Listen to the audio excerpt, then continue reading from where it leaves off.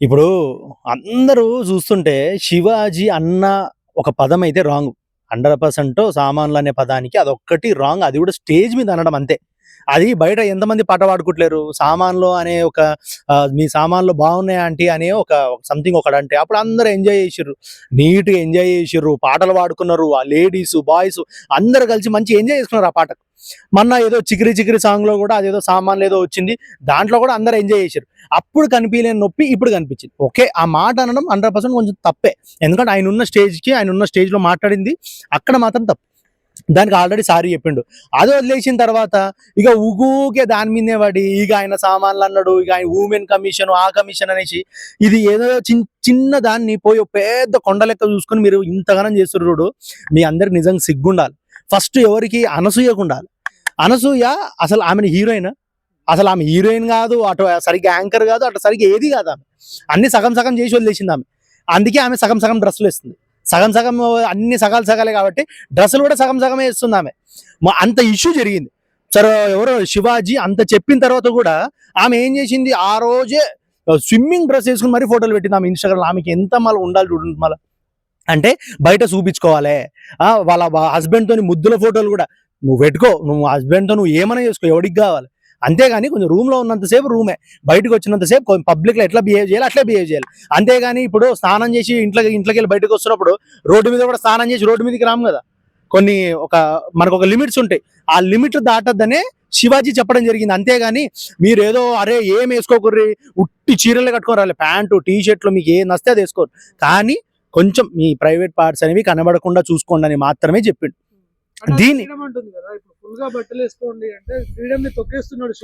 ఏం ఫ్రీడమ్ అంటే మీకు ఏదైనా మీరు ఎంజాయ్ చేస్తాం ఆపితే, లేకపోతే మీకేమన్నా ప్రతి దానికి రిస్ట్రిక్ట్ చేస్తే, ఇది ఏంటంటే మీ పర్సనల్ సంబంధించింది. ఇది మీ పర్సనల్ సంబంధించిందనే కదా మీరు ఇదైతుంది. మీరు ఒక్కటే ఆలోచించండి. మీ చెప్పింది మీ మంచికే.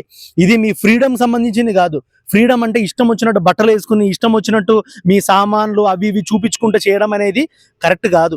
ఇట్లా చేస్తే మీకే లాస్ అది. ఇప్పుడు చూడండి, నువ్వు ఎంత అనుకున్నా ఆమె ఏదో అన్నది, ఆ మనము ఒక ముందుకు పోయి నగ్నంగా నిలబడిన భర్త తప్ప ఎవరు రియాక్ట్ కావద్దంటే అప్పుడు నువ్వు ఇక్కడ భూమి మీద పుట్టదు, నువ్వు ఏదో గ్రామంలో పుట్టాలి. నువ్వు అప్పుడు ఏదో ఒక ప్లానెట్ లో పుడితే అప్పుడు నిన్ను ఆట చూడరేమో, రోబో చూడరేమో.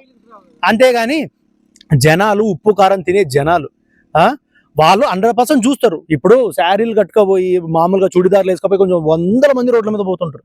ఎవ్వరు అంతగానం చూడరు. మరి ఎవరన్నా బాగుంటే చూస్తారేమో తప్ప నార్మల్గా ఎవరు చూడరు. కానీ ఒక అమ్మాయి కొంచెం అన్ని కొంచెం చూపించుకుంటూ ఎక్స్పోజ్ చేసుకుంటూ నడుస్తుందంటే 100% ప్రతి ఒక్క మగాడి కళ్ళు ఆమె మీదే ఉంటుంది. ఎందుకు ఉండదు? ఎందుకంటే చూస్తారు, అది ఒక నేచర్. జస్ట్ ఒక మామూలుగా చూస్తారు. అంతేగాని దానికి కూడా మేము అరే మాకు ఫ్రీడమ్ లేదా ఇది లేదా అంటే మిమ్మల్ని మార్చంటే వాళ్ళు.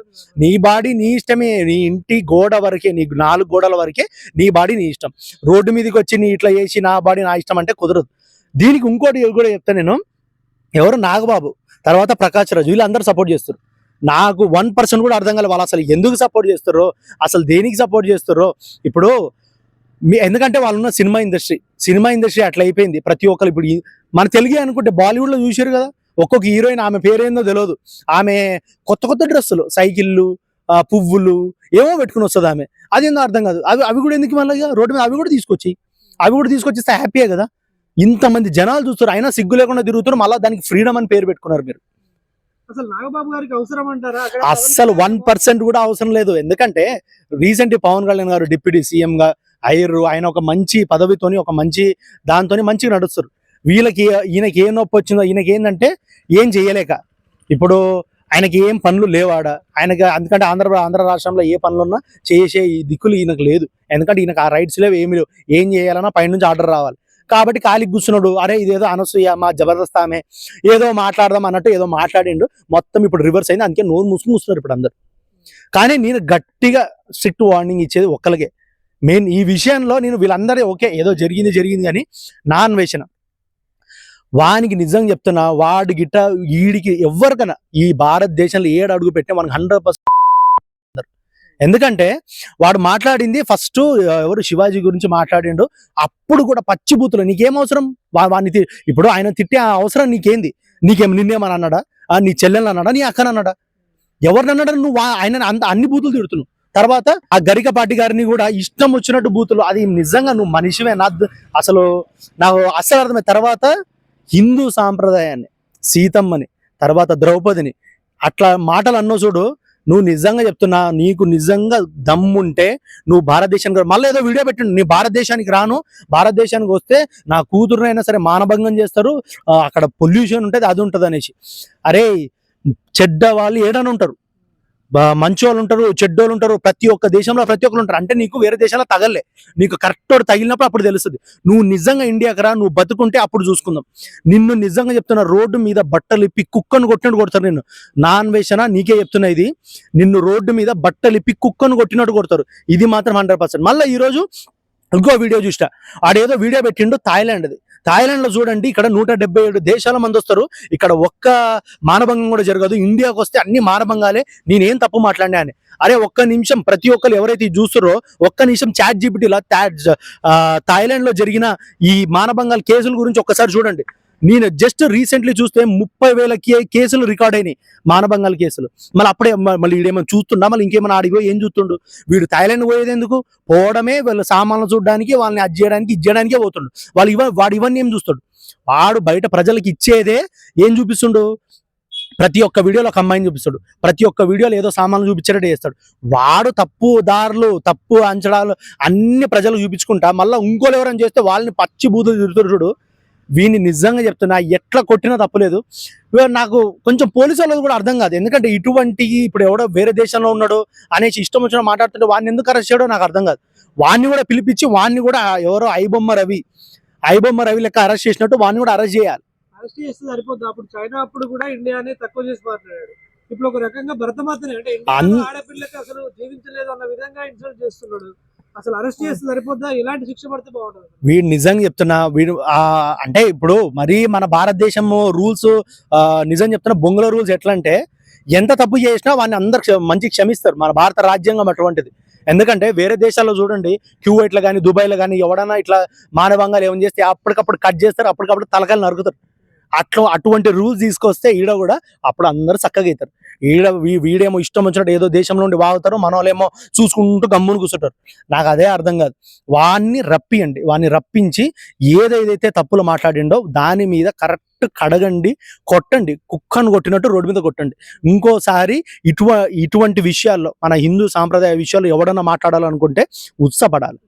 ఇది కొంతమంది ఏమంటారు అంటే 3 రోజుల్లో 1,00,000 మంది 2,00,000 మంది తగ్గడం కాదు, ఒకే రోజులో 10 లక్షల మంది అంతాలో. అదే కదా, అంటే మిగతా 2 మిలియన్ మెంబర్స్ ఉన్నారు. నాకు అదే వాళ్ళకి ఏం అర్థమైతలేదు. అంటే వాళ్ళకి అమ్మలు అక్కలు, వాళ్ళకు సనాతన ధర్మం అంటూ ఏమి లేదా? అంటే వాళ్ళు భారతదేశంలో బతుకుతలేరు. ఓకే, వేరే దేశాల్లో ఉండొచ్చేమో, కొంతమంది ఉండొచ్చు, కానీ మిగతా ఒక 2 మిలియన్ పీపుల్స్ అంటే అసలు వాళ్ళకు నిజం కొంచెమన్నా సిగ్గు శరం ఏమైనా ఉందా అనిపిస్తుంది నాకు. ఇటువంటి వాడు ఇంత నీచంగా మాట్లాడుతుండే మన భారతదేశం గురించి, తర్వాత అమ్మాయిల గురించి, తర్వాత సనాతన ధర్మం గురించి ఇంత నీచంగా మాట్లాడేటోని ఇంకా ఫాలో చేస్తూ సబ్స్క్రైబ్ చేసి ఉన్నారు చూడు.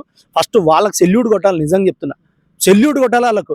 మీ అంత మీరు నిజంగా ఉండి కూడా వేస్ట్.